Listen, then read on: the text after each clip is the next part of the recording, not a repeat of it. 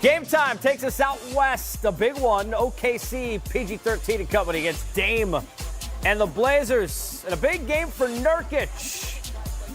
Nice little reverse lay-in early. Oh, sexy. Locked up at 13. Did you say 13? Paul George yet. Buckets. And one. Missed the free throw. He had 21 and a half, though. Tough off glass. And in. So big, so good at finishing difficult shots. Nurkic made some big shots. 16 of his 22 in the first half. Lead 5 at the break. Dame. Man. Oh. Hezzy step back, JT. That's tough. OKC keeps it close. Paul George, man, confidence level, it's almost, you don't remember how bad the injury was, coming back the way he did. Westbrook a jumper, lead down to 4, and then from 3, Griff, PG-13. You know, I'm struck by the fact that PG is on such an incredible run. If it were not for the fact that James Harden were even more unconscious, I think PG-13 would be getting a lot more MVP love. Where do they fit on Seku's ladder? That later in the show. They call it a tease. This also looked like a good play would happen, and then it wasn't so much for Portland the other way. Russell Westbrook off the steal. Man, the role players, extra shots, moving ahead. Jeremy Grant leading to a good play here, and a lot of post up from Russell late, right? Westbrook and Paul George have a size advantage over any backcourt in the league, and he takes them down into the post and punishes them. McCollum, lead 4. Blazers down 2. Dame, McCollum, Bedlam, and no good. Oklahoma City holding on. Portland with a loss at home. We'll have more on how that all broke down at the end of the game. But how about what those two did, the tag team, combining for 68 points. And Russell Westbrook loving what he sees from his tag team partner. Here on the court, you can sense it right there in the comments. The love from Russell, Paul George, the respect is real. We sort of like each other, too. Welcome. State Farm presents Game Time on our set. Kicking off your weekend, Stern, the Jet, and Griff together breaking it down. I know it's 2019, right? New resolutions. Let's start with defense. How about defense? Let's go back to what we saw at the end of the game. Jet, take us through kind of what you saw here from a team that's presenting itself as maybe the best defensive team right now in the league. Well, right here, they're understanding the situation and that with down by 4, they can't lose this ball game. They want to make it as difficult as they can for Portland to get a quality look. And as you've seen there, it was even contested then. These guys don't care. They'll guard you in the parking lot, in the locker room, wherever they got to go to make sure they make it tough on you. And it's consistent. They hang their hat on defense. A lot of teams around the league search and try to find their identity. Well, this team has one, and it starts on the defensive end, and it starts with their 2 best players. Paul George, first team all defense. Russell Westbrook, first team all defense. These are 2 of the best defenders we have in our game at their position, and they do it every single night. Griff, Paul George, when we saw that injury, so difficult, the way that he had played, the road back. I mean, this is as good as we've seen him, certainly in this version, if not ever, and the confidence at the highest level. Yeah, his confidence at the highest level, and I love what Russell said as well about his job is to help Paul be even better. I think it's fascinating. You know, Russell tonight takes 28 shots. He's 13 of 28. PG only gets 23 shots. But PG has 37 points because he gets to the free throw line 14 times. What I love about this group and what you were saying about the defense, and we showed the highlight, they're big everywhere. If you get past Russ and PG, then Steven Adams or Nerlens Noel is standing back there at the rim. They've done a really, really good job of building this team. Dennis Schroeder's been a tremendous piece. Everything that they do is defense first. And PG, we saw in those highlights, transitions from defense to offense about as well as any star in the league. Sat here a year ago, everybody thought, well, it's a foregone conclusion, right? Paul George, he's going to play for the Lakers. They could have used him on Friday night against the Knicks. No LeBron, no Rondo, no Kuzma. Jatolotro. How was that? Don't look at me like that. You try it. I'm not doing that. I think if I guessed it, I would have guessed Jatolotro. The J would have confused me too. I stay in my lane. Maybe I should have done the same thing. They didn't offer that class at Carolina. Woo, Shut up, Smitty. Shut up. Don't you Don't say anything. Set himself up with that one. Don't say anything. Carolina Academics. Oh, boy. Yeah, I went to class. Might have been optional, but I went. Once.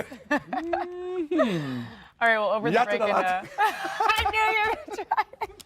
That's the classes Oh, y'all I'm too took. competitive not to. You know what, man? Hey, I can't believe you set yourself up with Hey, people in glass houses, I'm not even talking about Michigan State's problems right now. We're going to get you to say it before the show. No, you're really not. I was watching that segment like, is this going to be over anytime soon? I thought you were practicing during No, I wasn't. Well, during that lovely segment and over the course of today, we were talking about the young players that have had breakout seasons that have been really fun to watch. So, Smitty, we'll start with you. I know you guys have picked a couple each. Who's impressed you the most? For me, let's start off with Domantas Sabonis in Indiana. And what I love about him, Brendan, is what he's doing off the bench. You haven't heard him complain at all. And another thing for me is you look at his stats, and usually you see the improvement because of minutes, more minutes played. He's averaging the same amount of minutes, but he's went from 52% in two-point shots to 62, 7.7 rebounds to 9.5, and also 11.6 to 14.6 in only one start, and playing basically the same amount of minutes. Brendan, he's been phenomenal to me, and I love what he's done. He's brought the toughness, and he's also pushed Miles Turner and has not complained because he could be starting the numbers he's putting up. He's so reliable in the paint. 78% of his shots within 10 feet of the hoop, and he's shooting 70% true shooting percentage. So he's reliable, he's efficient, he's tough, he brings physicality. And I love what you said about Miles Turner because last year he so underperformed, and this year all eyes were on him, and he's finally playing up to his potential. Yeah, and I think Sabonis is pushing him, and he's done a good job. But next for me is Buddy Hield. Buddy has done a nice job. I watched Buddy when he first came into college at Oklahoma. I'm looking at OKC. Oklahoma, yeah. He was a defender at the wing and could shoot threes. And then he got better and better and became an offensive player his senior year, which was fantastic. Struggled a little bit when he first got into the league. I thought he was trying to do too much. And now he is in rhythm because he's worked on creating shots. He's also worked on taking good shots. And you can see the numbers right there. For me, I have a guy right now shooting 20, averaging 20 points, and also 43 from three, and also 47%. The young guy is taking good shots and knocking down shots, and he's able to create a couple of opportunities for himself off the dribble. He really couldn't do that in college. What do you think led to the big transition from last year to this year? Because he's only failed to reach double figures twice this season. Last year, that number was 20, and it seems that every year he's been with Sacramento, he's really developing into the role there. You know, I think he worked, and I think he understood. He watched a lot of film because he's taking good shots, he's pump faking, he's getting better looks, and also sometimes it helps to have a guy he's going to talk about later in De'Aaron Fox, who's getting him those easy shots, and that helps sometimes as a two-guard.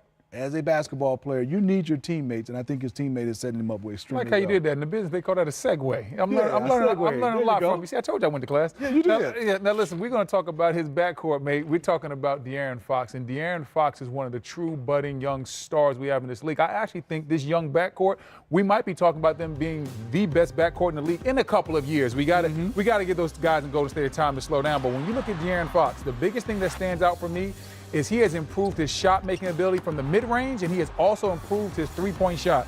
As a rookie, he shot 30% from three. This year, he shoots 38% from the three-point line.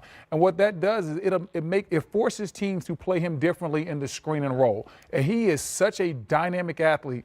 If you don't go under the screen and roll, if you have to give him attention where another big has to switch out and try to guard him, it's not fair. He has next level speed, agility, and quickness, and he has those athletic finishes at the rim. So the fact that De'Aaron Fox went to the lab this summer, realized he had a weakness in his jump shot, addressed that's allowed him to shoot 47% from the floor, 38% from three, and now that teams have to guard him a lot differently, his assists have gone all the way up from I think about 5.5 to about 7.5 to 8.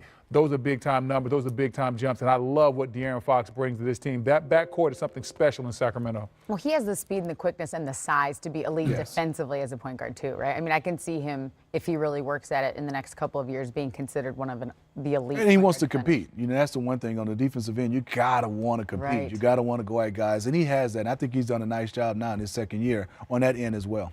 Where's the segue into Brendan's second option? I don't think he has one. But my second option. He has hair, and you don't. Hey, this guy has a lot of hair. Always a good go-to. Well, wait a minute, Allie. Hold on. I just basically You can borrow some of this. Allie, I just basically met you. You just came on set. Me and Smitty keep joking. We've been going about this for a long time. Oh, I got to earn You it. can't go on my bald head like that. Hey, Next rookie, you time. can't do that. Rookie, where you go to? Rookie, there you go. I'm just messing. But this GameTime next rookie. guy has plenty of game. He has plenty of hair. He has plenty of athleticism. We're talking about Jared Allen. He has improved his game, especially from a defensive rebounding standpoint. His rebounds have gone up from last year, 5.4, this year, 8.2. He's excellent at screening and rolling and being that new school big. He is a guy that is a dynamic roller, which means he sets great screens, rolls to the basket, and then he can also do that. He is not afraid to get dunked on. He will give you a presence at both ends, whether it's dunking, blocking shots, and he has some of the best blocks this year. Blocks against Blake, LeBron James, Anthony Davis. It doesn't matter. If you come down the lane, you know that his presence is there. And he only averages 1.4 blocks. But when I watch him play, his presence is bigger than that because he changes a lot of shots. A lot of times guards come in and they have to throw that floater just a little bit higher when they see Jared Allen rotating. So I like Jared Allen. I love how he has improved his game. 11 points, 8 rebounds. He stays within himself, doesn't do too much, but he's very good at what he does. It's been so long, guys, since we've had Jimmy Butler drama. It feels like it was every single day when he was in Minnesota, and now that he's been with the 76ers, we haven't heard it. Oh, wait, there was more Jimmy Butler drama. We're going to talk Jimmy Butler right after the break. Hey, Jimmy Butler out there acting like Antonio Brown. Taxes, and on Friday night, Smitty's Under the Rim on NBA TV. Really, It's Alex? that time. Hey, this is the only reason I show up. Brendan, Every weekend, it's the only reason I show up. it's not a bad week. We had a good week, so I'm getting ready. You know, Torrance, my guy upstairs, Matt Gaines, they put together a phenomenal Smitty's on the Rim. First of all, I got to take care of my counterparts. Allie, we have you what did you dressed dig up? up. What'd you dig Happy up? New Year. Oh, okay. Hey, Brendan, you look good. You look good. You ready? Yes, sir. That's Turbo. Oh, yeah, he's in Charlotte. He's in my hometown. In your hometown? Against Rudans Karooks. So who? Karooks. Okay. Gotta get it right. Watch Karuchi. this. Slide your feet, young Oh, watch fella. out. We just gonna call him Karuchi for this highlight. Get out of there, Karuchi. But wait a second. The Wow. one thing is he could not stop. Get your numbers back in front of Kimba. That's okay. Good job of playing it off. That's a bucket. That's number 5, Turbo. Number 4. Talk to me about DeRozan on this one. Wait. I don't even know what he did. Got to give you a different Man, he angle. gave like, And he the gave, foul, he gave like and 5 and different one. moves in a Euro. Don't do it like that. Stop Dribble in too between much. the legs, the dribble, Euro step. Wait a minute. Hold No, on, he's been Toronto. working with my guy. Dribble too much. Ooh. He's Bing, patting bing. it. Oh, my goodness. There's DeMar DeRozan at number 4. He had a point to prove that night. Yes, he did. Number 3, Kawhi. First, we're going to give you this play. Settle.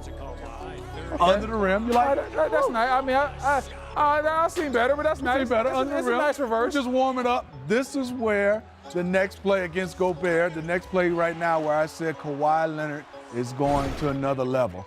Watch this quick crossover. Oh, watch out, your Wait a second. Oh, that was vicious right there. I have not seen it that quick in a long time.